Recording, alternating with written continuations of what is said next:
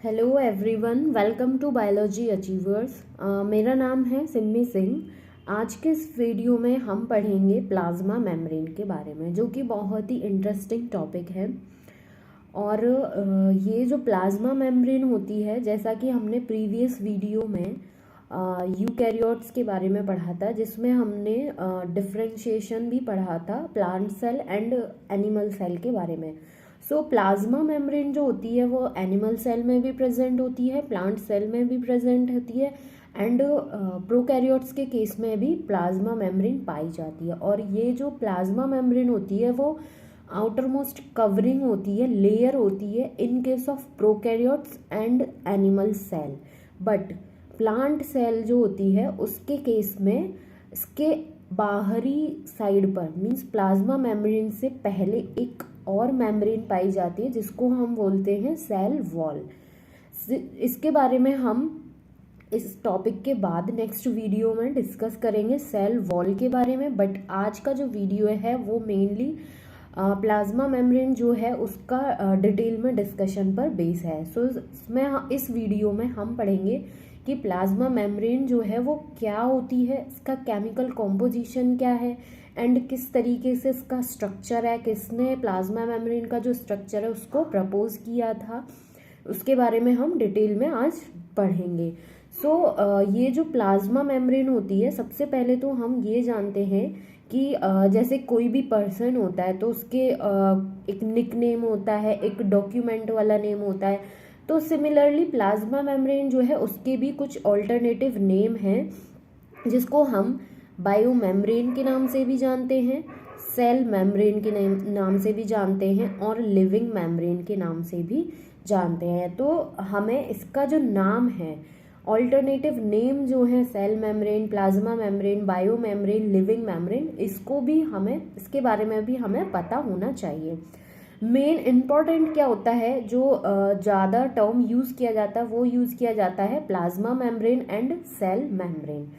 Now अब हम move करते हैं कि ये जो प्लाज्मा मेम्ब्रेन है या फिर हम कह सकते हैं कि सेल मेम्ब्रेन, ये सब मेनली जो है वो किसकी बनी हुई होती है, लिपिड्स की बनी हुई होती है, जो कि एक बाई लेयर की फॉर्म में अरेंज्ड होते हैं। फॉर एग्जाम्पल यहाँ पर हम एक स्मॉल सा सेल ड्रॉ करते हैं। ये हमने सेल ड्रॉ किया, इसके अंदर में nucleus and cell component, other component है। सो ये जो है, ये जो लेयर है, ये जो कवरिंग है, इसी को हम बोलते हैं प्लाज्मा मेम्ब्रेन। इतना हम जानते हैं। लेकिन अब ये जो मेम्ब्रेन है इसका इंटरनली क्या स्ट्रक्चर है, मीन्स इसका क्या कॉम्पोजिशन है, कैसा इसका स्ट्रक्चर है, उसके बारे में हम डिटेल में पढ़ेंगे। अगर यदि हम एक स्मॉल सा पोर्शन इनलार्ज करके देखें प्लाज्मा मेम्ब्रेन का, तो वो हमें कुछ इस तरीके का स्ट्रक्चर अपीयर होता है। जैसा कि हमने पढ़ा कि ये लिपिड की बनी हुई होती है और बाई लेयर में अरेंज्ड होती है। सो इस तरीके से इसमें बाई लेयर जो है वो पाई जाती है। सो ये पूरा स्ट्रक्चर कहलाता है प्लाज्मा मेम्ब्रेन। बट इसमें ये वाली जो लेयर है ये फर्स्ट लेयर है और ये वाला जो पोर्शन है ये होता है इसकी सेकंड लेयर। इस तरीके से ये अरेंजमेंट इसमें पाया जाता है लिपिड मॉलिक्यूल्स का। इस बेसिस पे हम बोलते हैं कि जो प्लाज्मा मेम्ब्रेन है या फिर सेल मेम्ब्रेन जो है वो लिपिड की बनी हुई होती है और ये लिपिड जो है वो बाई लेयर की फॉर्म में अरेंज्ड होते हैं। अब ये तो हमने देख लिया कि लिपिड की बनी हुई है। अब ये जो मेम्ब्रेन लिपिड है, मीन्स जो जिस लिपिड की मेम्ब्रेन बनी हुई होती है वो क्या है, वो एम्फीपैथिक नेचर के होते हैं। एम्फीपैथिक मीन्स क्या होता है कि ऐसा मॉलिक्यूल जो कि हाइड्रोफोबिक एंड हाइड्रोफिलिक दोनों प्रॉपर्टी को रखता हो, उसको हम बोलते हैं एम्फीपैथिक। एम्फीपैथिक मॉलिक्यूल लिपिड्स जो होते हैं वो एम्फीपैथिक नेचर के होते हैं। मीन्स कि इसका जो एक एंड होता है वो हाइड्रोफोबिक होता है और एक एंड जो होता है वो हाइड्रोफिलिक होता है। अब हम ये देखते हैं कि इसका कैसे हाइड्रोफोबिक एंड हाइड्रोफिलिक होता है। अगर यदि हम यहाँ पर ये जो एक लिपिड मॉलिक्यूल है इसकी बात करें, यहाँ पर मैं इसको ड्रॉ करती हूँ कि ये मैं इस तरीके से एक लिपिड मॉलिक्यूल जो है उसको ड्रॉ किया। तो इसका ये जो रीज़न होता है इसको हम बोलते हैं हेड, जो कि फॉस्फेट ग्रुप का बना हुआ होता है। ये फॉस्फेट ग्रुप का बना हुआ होता है, इसको बोलते हैं हम हेड। और ये क्या होता है, ये पोलर नेचर का होता है, पोलर नेचर का होता है। फॉस्फेट ग्रुप जो है उसका बना हुआ होता है, पोलर नेचर का होता है। तो ये क्या होता है, ये वाटर लविंग होता है। सो ये हाइड्रोफिलिक होता है। जो वाटर लविंग होता है उसको हम बोलते हैं हाइड्रोफिलिक। तो इसका जो हेड रीजन होता है वो क्या होता है, हाइड्रोफिलिक। ये तो हो गई हेड रीजन, एक एंड की बात। अब ये जो लाइंस जो हमें दिख रही है इसको हम बोलते हैं टेल रीजन। ये क्या होता है, ये नॉन पोलर नेचर का होता है। और ये कैसा होता है, ये हाइड्रोफोबिक होता है, वाटर से हेट करता है या फिर वाटर का फोबिया होता है। जैसे कि किसी चीज़ से हमें फोबिया होता है या डर लगता है, तो उस बेसिस पे ये क्या होता है, ये फोबिक नेचर का होता है, हाइड्रोफोबिक। सो ये वाटर से हेट करता है एंड वाटर जो है उसको रिपेल करता है। तो ये जो टेल रीजन होती है वो नॉन पोलर होती है, हाइड्रोफोबिक हो गई। हेड रीजन जो होता है वो पोलर होता है, हाइड्रोफिलिक होता है। ये दोनों टर्म बहुत क्लियरली हमें ध्यान रखने हैं, बिकॉज ये इसी को कंफ्यूज करके क्वेश्चन बनाया जाता है और उसमें बच्चे कंफ्यूज हो जाते हैं। तो जो वाटर लविंग होता है उसको हम बोलते हैं फिलिक, और जो वाटर रेपेलेंट होता है उसको हम बोलते हैं फोबिक। फोबिया से हमें याद रखना है कि टेल रीजन जो होती है वो हाइड्रोफोबिक होती है। सो एम्फीपैथिक मॉलिक्यूल क्या हो गया, ऐसा मॉलिक्यूल जिसमें हाइड्रोफिलिक एंड हाइड्रोफोबिक दोनों प्रॉपर्टीज पाई जाती हैं उसको हम बोलते हैं एम्फीपैथिक। तो ये जो लिपिड मॉलिक्यूल होता है वो एम्फीपैथिक नेचर का होता है। सो मेम्ब्रेन लिपिड्स जो होते हैं वो एम्फीपैथिक होते हैं। One end of the molecule is hydrophobic and the other one is hydrophilic. ये टर्म हमें क्लियर हो गया। अब हम आगे की तरफ मूव करते हैं। Lipids are arranged within the membrane with the polar head towards the outer side and the hydrophobic tails towards the inner part. अब हमने देखा कि प्लाज्मा मेम्ब्रेन जो है उसका स्ट्रक्चर ऐसा है, और एक इंडिविजुअली हमने लिपिड मॉलिक्यूल जो है उसका स्ट्रक्चर देखा तो वो इस तरीके से होता है कि head region and tail region होती है। तो इसमें ये बोल रहा है कि जो मेम्ब्रेन होती है उसमें जो हेड रीजन होता है वो आउटर साइड की तरफ फेस करता है, और जो टेल रीजन होती है वो इनर साइड की तरफ फेस करती है। इस तरीके से इसका स्ट्रक्चर जो है वो फॉर्म होता है। उसके बाद lipid component of the membrane mainly consist of phosphoglyceride, glycerol based phospholipid. अब इसका जो मेन जो लिपिड कंपोनेंट होता है मेम्ब्रेन का वो क्या कंसिस्ट करता है, फॉस्फोग्लिसराइड। ऐसा मॉलिक्यूल जो ग्लिसरॉल बेस्ड फॉस्फोलिपिड होता है, मींस कि ग्लिसरॉल के बेसिस पे फॉस्फेट के साथ लिपिड मॉलिक्यूल जो है वो फॉर्म हो रहा होता है, उसको हम बोलते हैं फॉस्फोग्लिसराइड। उसके बाद plasma membrane also possesses proteins and carbohydrates.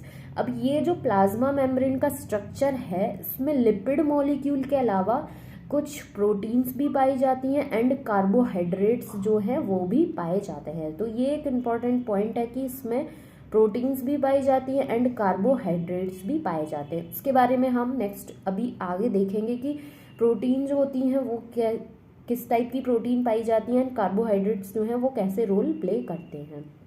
उसके बाद जो प्लाज्मा मेम्ब्रेन है उसमें प्रोटीन और लिपिड का जो रेशियो है वो डिफर करता है सेल टाइप के बेसिस पे।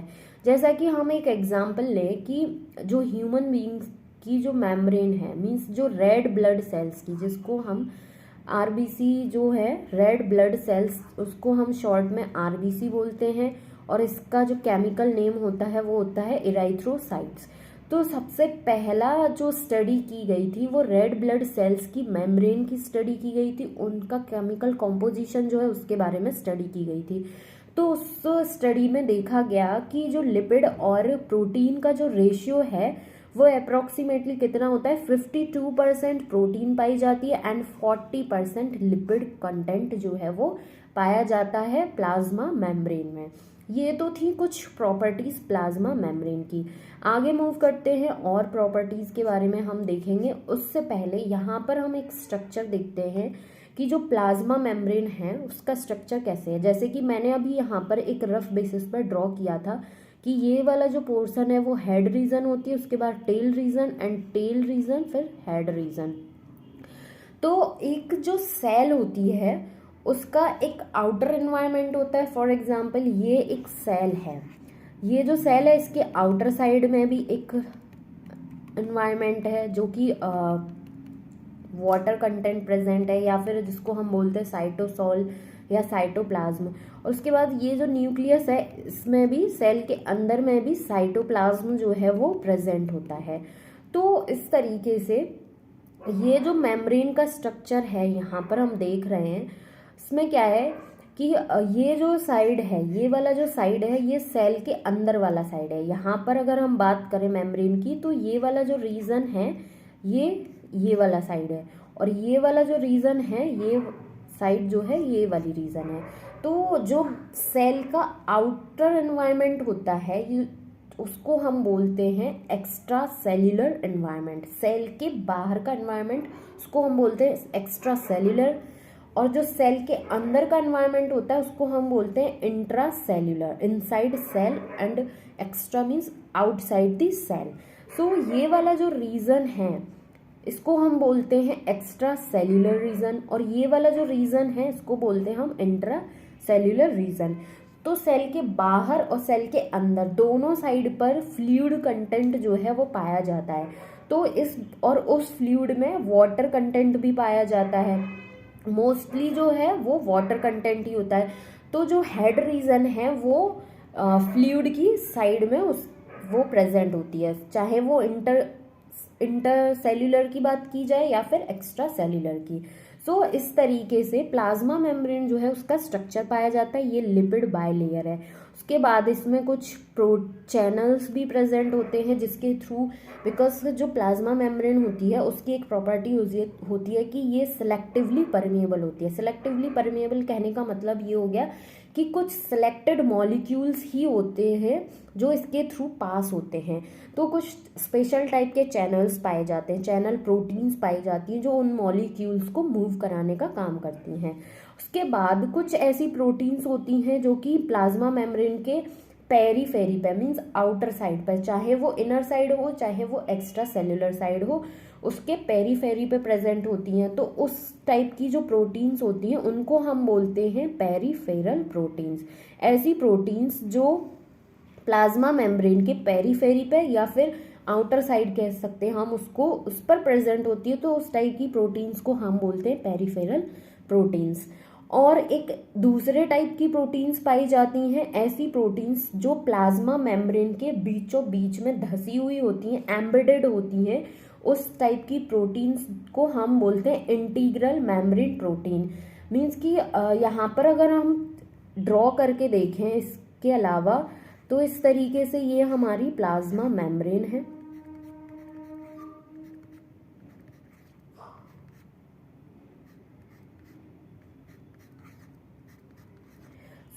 एक प्रोटीन ऐसी है कि जो इसके पेरीफेरी पे प्रेजेंट है, उसको हम बोलते हैं पेरीफेरल मेम्ब्रेन प्रोटीन। और एक ऐसी प्रोटीन है जो इस प्लाज्मा मेम्ब्रेन के बीच में धसी हुई है, इस तरीके से प्लाज्मा मेम्ब्रेन में प्रेजेंट है, तो उसको हम बोलते हैं इंटीग्रल मेम्ब्रेन प्रोटीन। सो दो टाइप की प्रोटीन पाई जाती हैं, peripheral membrane protein and integral membrane protein. ये हो गई प्रोटीन की बात। उसके अलावा ये जो येलो कलर के स्ट्रक्चर जो अपीयर हो रहा है, ये है कोलेस्ट्रॉल के मॉलिक्यूल। सो कोलेस्ट्रॉल भी इसमें पाया जाता है। और जैसा कि हमने कहा कि ये जो है ये प्लाज्मा मेम्ब्रेन सेलेक्टिवली परमिएबल होती है, उसके लिए कुछ चैनल प्रोटीन्स भी पाए जाते हैं। सो इसमें कुछ चैनल प्रोटीन्स भी पाए जाते हैं। उसके अलावा ये जो है कार्बोहाइड्रेट, जैसा कि हमने देखा कि प्रोटीन कार्बोहाइड्रेट पाए जाते हैं अदर देन लिपिड मॉलिक्यूल। सो ये जो है ये कार्बोहाइड्रेट की चेन है। अगर ये कार्बोहाइड्रेट मॉलिक्यूल लिपिड मॉलिक्यूल के साथ अटैच है, मीन्स कि ये जो है ये इसके साथ अटैच है, ना अगर यदि कार्बोहाइड्रेट मॉलिक्यूल, जैसा कि ये मेम्ब्रेन फॉस्फोलिपिड मेम्ब्रेन है इस तरीके से, अगर यदि कार्बोहाइड्रेट मॉलिक्यूल जो है वो लिपिड मॉलिक्यूल के साथ इस तरीके से कनेक्ट है तो उसको हम बोलते हैं ग्लाइकोलिपिड। ग्लाइको जो है उसका मतलब होता है carbohydrate and lipid means lipid. So अगर यदि कार्बोहाइड्रेट मोइटी जो है वो लिपिड मॉलिक्यूल के साथ अटैच है तो उसको हम बोलते हैं ग्लाइकोलिपिड। सो यहाँ पर हम देख सकते हैं लिपिड विद कार्बोहाइड्रेट अटैच्ड, ये हो गया ग्लाइकोलिपिड की बात। उसके बाद अगर यदि कार्बोहाइड्रेट मॉलिक्यूल जो है वो प्रोटीन के साथ अटैच है तो उसको हम बोलते हैं ग्लाइकोप्रोटीन। सो यहाँ पर हम देख सकते हैं कि ये जो कार्बोहाइड्रेट मॉलिक्यूल है वो प्रोटीन के साथ अटैच है तो उसको हम बोलते हैं glycoprotein, protein with carbohydrate attach. ये हो गई प्लाज्मा मेम्ब्रेन का ये एक ओवरऑल स्ट्रक्चर हो गया। उसके बाद अभी हम देखते हैं कि इसके कुछ प्रॉपर्टीज़ के बारे में। सो plasma membrane is selectively permeable. Selectively permeable कैसे होती है, नेक्स्ट वीडियो जो होगा उसमें, अपकमिंग वीडियो में हम देखेंगे कि प्लाज्मा मेम्ब्रेन जो है वो कुछ सिलेक्टेड मॉलिक्यूल्स को कैसे मॉलिक्यूल्स जो है उसको कैसे उनका ट्रांसपोर्ट कराती है, मीन्स कैसे पास कराती है सेलेक्टिव मॉलिक्यूल्स को, उसका एक बहुत ही डिटेल में जो है डिस्कशन करेंगे। सो अभी के लिए हम इतना समझते हैं कि कुछ सिलेक्टेड मॉलिक्यूल्स जो हैं वही इसके थ्रू पास हो सकते हैं, अदर मॉलिक्यूल्स नहीं हो सकते। अब देखा जाए तो जो नॉन पोलर मॉलिक्यूल्स होते हैं वो तो इजीली पास हो जाते हैं, लेकिन जो वाटर सॉल्युबल मॉलिक्यूल्स होते हैं, मींस कि जो पोलर मॉलिक्यूल्स होते हैं उसके लिए ये एक इम्परमिएबल बैरियर की तरह काम करती है। सो जो वाटर सॉल्युबल मॉलिक्यूल्स होते हैं, मींस पोलर मॉलिक्यूल्स होते हैं, तो वो कैसे इसके थ्रू पास होते हैं उसके लिए ही स्पेशल टाइप के चैनल प्रोटीन्स जो हैं वो पाए जाते हैं। उसके बाद plasma membrane separate internal environment of the cell from surrounding. जो सेल का इंटरनल एनवायरनमेंट होता है उसको, जो जैसे कि ये सेल है इसका ये इंटरनल एनवायरनमेंट है और ये इसका एक्सटर्नल एनवायरनमेंट है, तो इंटरनल और एक्सटर्नल एनवायरनमेंट को कौन सेपरेट करता है, ये प्लाज्मा मेम्ब्रेन। उसके बाद ये एक प्रोटेक्टिव लेयर की तरह काम करती है, ट्रांसपोर्टेशन में हेल्प करती है। Membrane protein can be classified as integral और पेरिफेरल प्रोटीन। जैसा कि अभी हमने देखा कि वो प्रोटीन्स जो मेम्ब्रेन में एम्बेडेड होती हैं उनको हम बोलते हैं इंटीग्रल मेम्ब्रेन प्रोटीन, और ऐसी प्रोटीन जो मेम्ब्रेन के सरफेस पे पाई जाती हैं, पेरीफेरी पे पाई जाती हैं, उनको हम बोलते हैं peripheral membrane protein. Integral protein are partially और totally buried in the membrane और peripheral lie on the surface of membrane. ये तो जो प्रोटीन मीन्स जो सेल मेम्ब्रेन है या प्लाज्मा मेम्ब्रेन है उसमें क्या क्या कंपोनेंट्स जो हैं वो पाए जाते हैं उसके बारे में था। अगर यदि हम प्लाज्मा मेम्ब्रेन की बात करें, जैसे कि प्लाज्मा मेम्ब्रेन है उसमें हमने देखा कि लिपिड कंपोनेंट भी पाया जाता है। सो लिपिड कंपोनेंट जो होता है वो मेजर अमाउंट में पाया जाता है। उसके बाद क्या कहते हैं, प्रोटीन जो है वो पाया जाता है, सेम प्रोटीन भी मेजर अमाउंट में पाया जाता है। थर्ड कंपोनेंट जो है उसका क्या है, इसमें कार्बोहाइड्रेट भी पाया जाता है।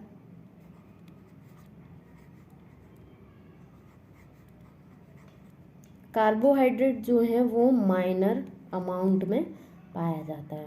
तो ये हमें ध्यान रखना है कि प्रोटीन एंड लिपिड जो है वो मेजर अमाउंट में पाया जाता है, जबकि कार्बोहाइड्रेट्स जो हैं वो माइनर अमाउंट में पाए जाते हैं। यहाँ तक अभी हमने इसकी प्रॉपर्टीज़ देखी कि प्लाज्मा मेम्ब्रेन जो है उसकी क्या प्रॉपर्टीज़ होती है, क्या स्ट्रक्चर है, कैसे एक जो इंडिविजुअली अगर एक लिपिड मॉलिक्यूल की बात करें तो उसका क्या स्ट्रक्चर होता है उसके बारे में हमने देखा। सो यहाँ पर एक और मैं डायग्राम शो करती हूँ जो कि मैंने खुद ड्रॉ किया है, ये जो कि बहुत अच्छे से समझ में आएगा कि ये एक सेल है। सेल मेम्ब्रेन का अगर हम एक छोटा सा पोर्शन लें और उसको इनलार्ज करके देखें तो वो हमें इस तरीके से शो होगा। इसमें क्या है कि कुछ उसके सरफेस पर प्रोटीन पाई जाएंगी जिसको हम पेरिफेरल प्रोटीन बोलेंगे। अब वो इंटरसेल्यूलर साइड पर भी पाई जा सकती हैं और एक्स्ट्रा सेल्यूलर साइड पर भी पाई जाती हैं। कुछ ऐसी प्रोटीन्स होती हैं जो कि मेम्ब्रेन में एम्बेडेड होती हैं, उसको हम बोलते हैं इंटीग्रल मेम्ब्रेन प्रोटीन। अब यहाँ पर ये जो दो टाइप की प्रोटीन है, पेरिफेरल मेम्ब्रेन प्रोटीन और इंटीग्रल मेम्ब्रेन प्रोटीन, जैसा कि हम देख रहे हैं इंटीग्रल मेम्ब्रेन प्रोटीन जो है वो मेम्ब्रेन में एम्बेडेड होती हैं। तो ये जो मेम्ब्रेन प्रोटीन होती हैं इनको आइसोलेट करना, मेम्ब्रेन से निकालना टफ होता है as compare to peripheral proteins. ये हो गया। उसके बाद अगर यदि हम यहाँ से एक लिपिड मॉलिक्यूल को लें और उसके बाद इसमें बात करें कि लिपिड मॉलिक्यूल जो है उसका स्ट्रक्चर देखें, तो ये जो है ये इसका हेड रीजन है जो कि पोलर हेड होता है, हाइड्रोफिलिक नेचर का होता है। उसके बाद ये वाला जो रीजन है इसको हम टेल रीजन बोलते हैं जो कि नॉन पोलर नेचर का होता है, हाइड्रोफोबिक होता है। अब इसमें हम देखते हैं कि ये जो लिपिड कंटेंट होता है, मींस लिपिड जो होते हैं वो दो टाइप के लिपिड पाए जाते हैं। एक सैचुरेटेड लिपिड होता है और एक अनसैचुरेटेड लिपिड होता है। सैचुरेटेड क्या होता है? ऐसा लिपिड जिसमें जो कार्बन मॉलिक्यूल्स होते हैं उसमें कोई भी डबल बॉन्ड नहीं पाया जाता, मींस सिंगल बॉन्ड पाया जाता है।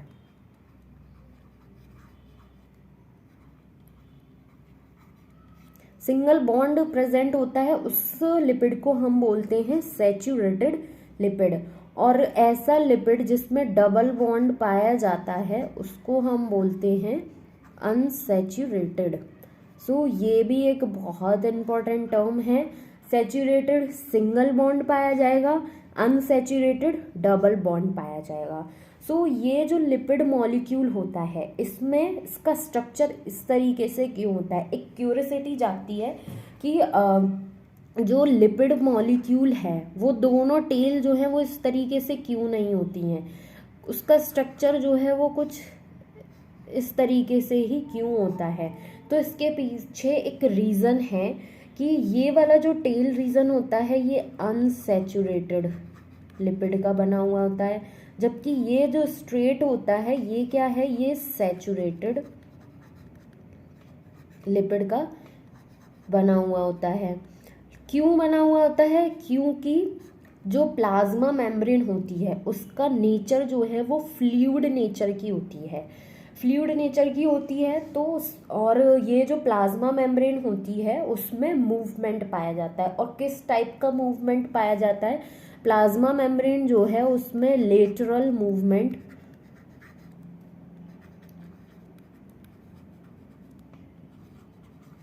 लेटरल टाइप का मूवमेंट पाया जाता है। लेटरल मूवमेंट कैसा?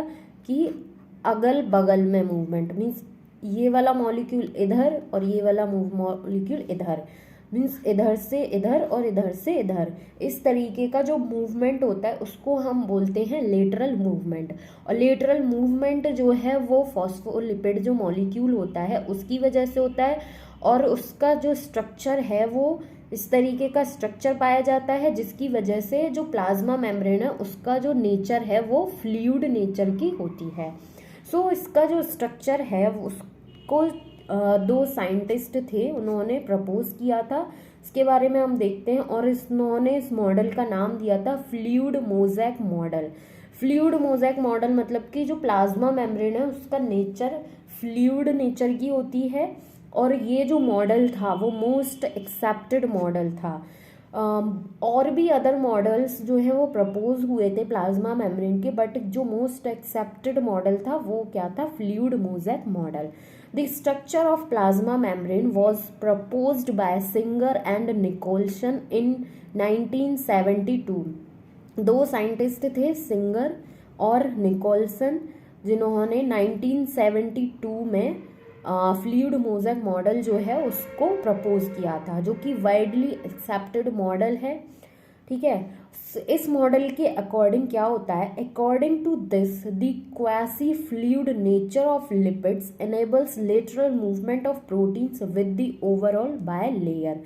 इसका कहने का मतलब ये हो गया कि इन्होंने दो साइंटिस्ट जो थे, सिंगर और निकोलसन, इन्होंने जब प्लाज्मा मेम्ब्रेन की स्टडी की 1972 में, तो इन्होंने जो स्ट्रक्चर देखा इलेक्ट्रॉन माइक्रोस्कोप की तरह की हेल्प से, तो उसमें था कि जो क्वासी फ्लूइड नेचर है लिपिड का। अब क्वासी फ्लूइड का मतलब क्या हो गया कि ऐसा स्ट्रक्चर जो कि पार्शियली लिक्विड होता है और पार्शियली सॉलिड होता है। हम कह सकते हैं कि सेमी सॉलिड नेचर का जो लिपिड होता है वो इनेबल करता है lateral movement of proteins with the overall by layer.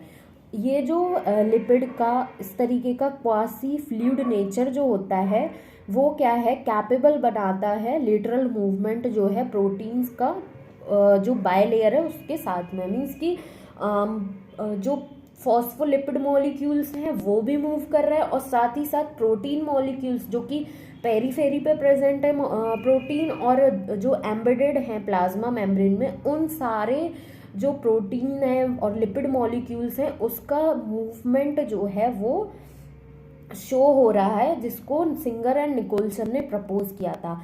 तो एक हम सिनेरियो ले सकते हैं कि जैसे कि किसी कंटेनर में हमने वाटर लिया और उसके ऊपर हमने एक ऑयल का ड्रॉप जो है वो पुट कर दिया। तो ऑयल क्या है, वो हाइड्रोफोबिक नेचर का है। ऑयल क्या होता है, एक फैट होता है, लिपिड मॉलिक्यूल ही होता है, तो वो वाटर में तो डिसॉल्व नहीं होगा, तो वाटर के ऊपर वो तैरता रहेगा।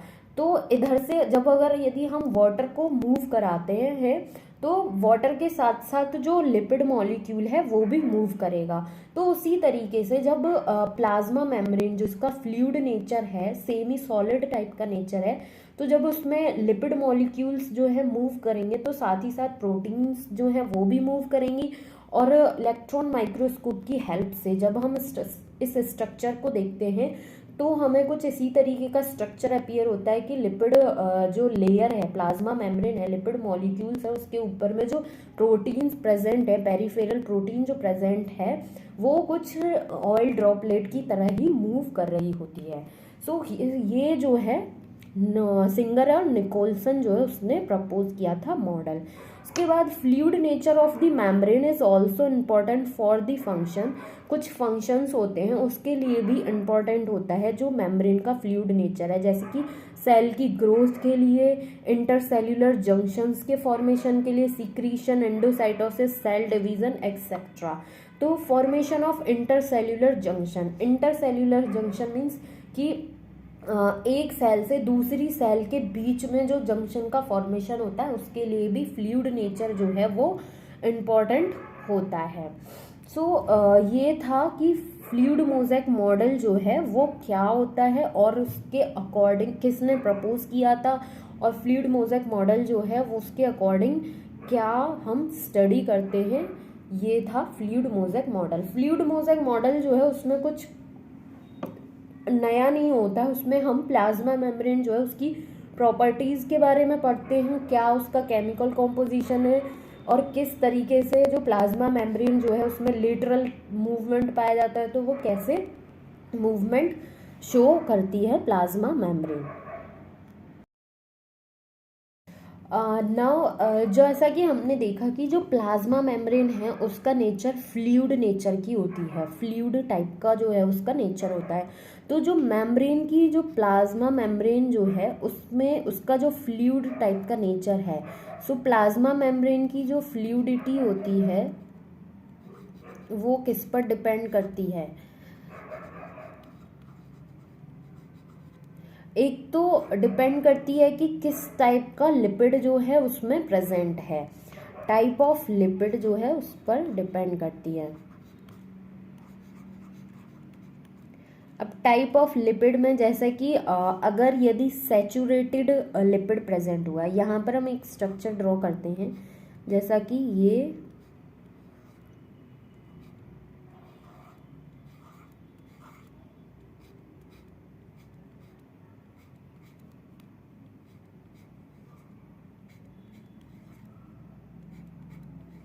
हो गया। उसके बाद एक थोड़ा सा